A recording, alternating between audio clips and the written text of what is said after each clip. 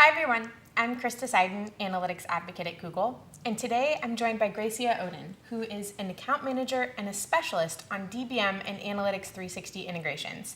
Thanks so much for joining us today, Gracia. Great, thanks Krista. Hi everyone. So in today's quick tip video, Gracia is going to walk us through tips for using Analytics 360 and DBM to create remarketing lists with a special focus on the retail industry. So with that, I'm going to hand it over to Gracia and she'll dive right in. Great. If you buy online regularly, I'm sure you can identify with the behaviour of going to buy something from a website and then often changing your mind as you would do visiting a shop in person. There are many reasons why users do not purchase from retail sites straight away: price, timing, etc.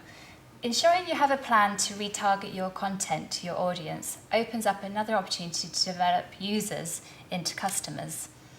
The turning point from a browser to a customer can at times be microscopic.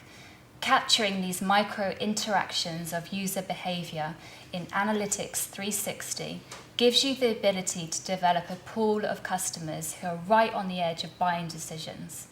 You can finalize your audience strategy by tailoring the DBM creative to include customized creative linked to your Analytics 360 remarketing list, completing the cycle of an efficient remarketing strategy, which allows you to compete fully on audience behavior. In this remarketing guide today for retail clients, we have approached this using the following methodology when creating remarketing lists.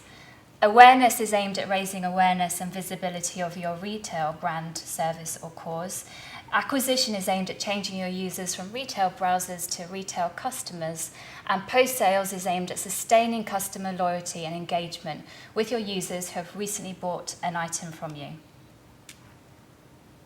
Starting with the awareness section, how can I use my analytics data to obtain new users to my site? I can do this by creating quite a broad list, capturing all users coming to my retail site. All users is additionally a recommended audience in Analytics 360, and it is very easy to select this and save it as a new remarketing list. In DBM, I can then assign the all user Analytics 360 audience list I created to a DBM line item.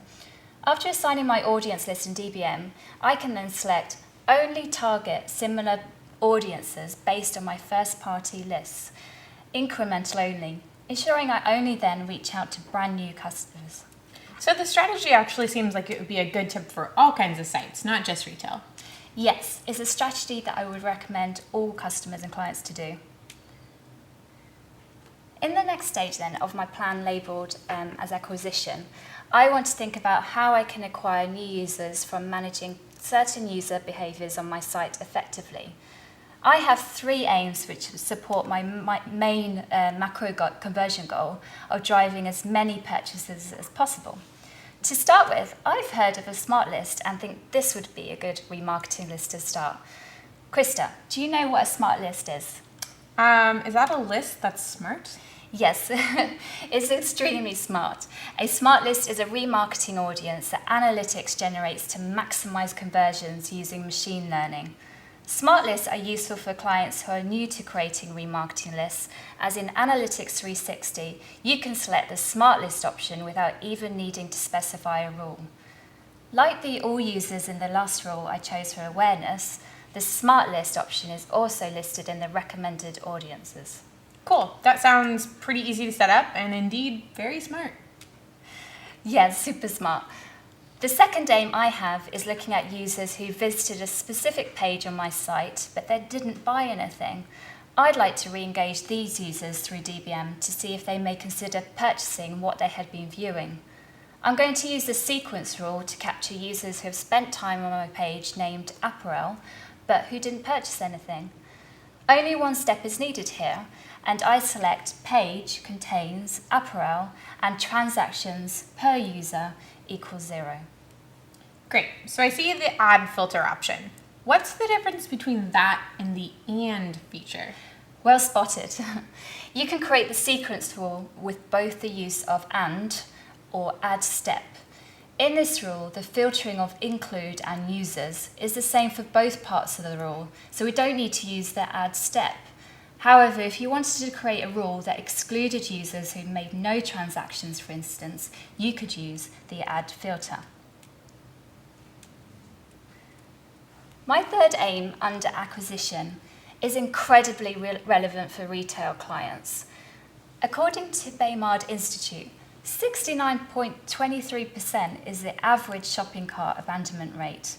This value is an average calculated based on 37 different studies from Baymard containing statistics on e-commerce shopping cart abandonment.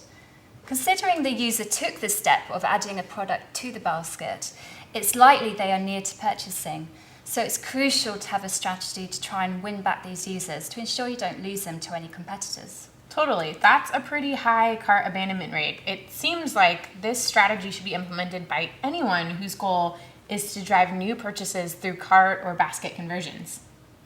Totally. This rule is also very simple to set up. You can go to the conditions section and select event action equals add to cart and transactions per user equals 0. In DBM then, you are able to customize the creative with a message aimed at giving users perhaps that final incentive needed to complete the purchase process.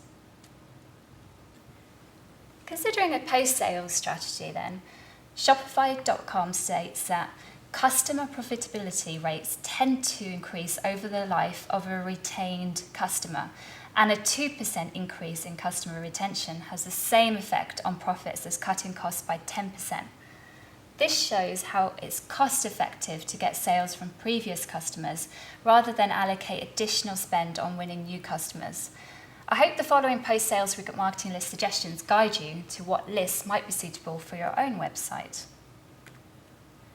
Thinking about post-sales, I firstly want to make sure I'm not retargeting my ads to users who have recently bought something from my site by setting up a list that contains users who have purchased something already.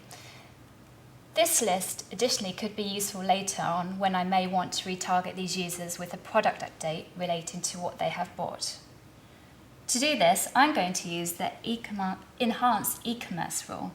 I can define rules for customers who bought something in the section called purchased an item. In this section, I want revenue per user to be above £0 or $0 to show they have bought something. I can exclude this list on my prospecting activity in DBM.